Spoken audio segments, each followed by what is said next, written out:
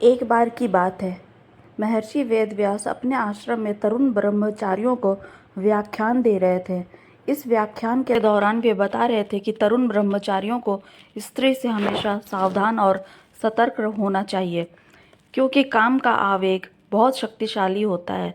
अतः किसी भी ब्रह्मचारी के शिकार हो जाने का खतरा है। यह सुनकर वहां उपस्थित ब्रह्मचारियों में से एक तरुण ब्रह्मचारी खड़ा हुआ और बोला, गुरुजी, आपका कथन गलत है। मुझे कोई भी स्त्री अपनी ओर आकर्षित नहीं कर सकती। मैं पूर्ण ब्रह्मचारी हूँ। वेदव्यास जी बोले, जैमिनी, तुम्हें जल्द ही अनुभव हो जाएगा। मैं अभी कुछ दिनों के लिए बाहर जा रहा हूँ।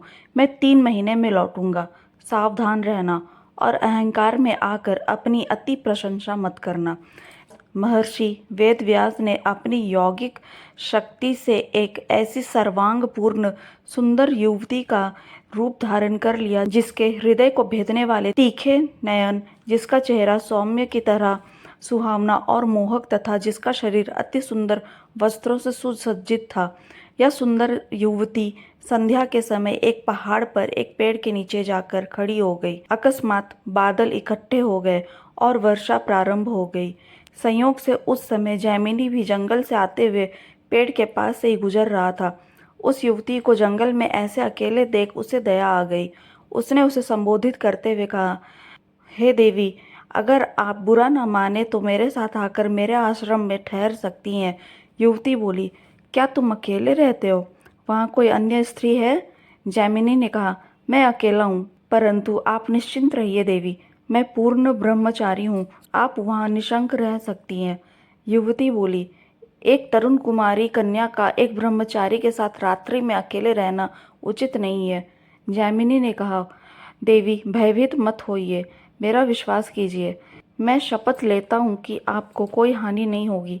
तब युवती रात्रि में उसके आश्रम में रहने को सहमत हो गई। जैमिनी आश्रम के बाहर और युवती आश्रम के अंदर सोई। लगभग आधी रात के समय जैमिनी के मन में वासना की ललक उठी, किंतु उसने इसे उपेक्षित कर दिया और फिर से सो गया। इस बार तेज ठंडी ठंडी हवाएं चलने लगी। जैमिनी उठा और दरवाज़ा खटखटाया। हे देवी, बाहर बहुत ज़्यादा ठंडी हवाएं चल रही है, मैं अंदर सोना चाहती हूँ। तो उस युवती ने दरवाज़ा खोल दिया। अब जैमिनी अंदर सो रहा था। इस बार क्योंकि वह उसके निकट सो रहा था, अतः वह उसकी श्वासों को सुन रहा था तथा उसके महक को महसूस कर रहा था। एक बार फिर उसके मन में वासना की प्रचंड लालसा उठी। इस बार वह अपना विवेक खो बैठा और उठकर उस सुंदरी का आलिंगन करने के लिए आगे बढ़ा ही था कि वेदव्यास ने अपना असली रूप धारण कर लिया और कहा, मेरे प्रिय जैमिनी, कहाँ है तुम्हारा पूर्ण ब्रह्मचर्य?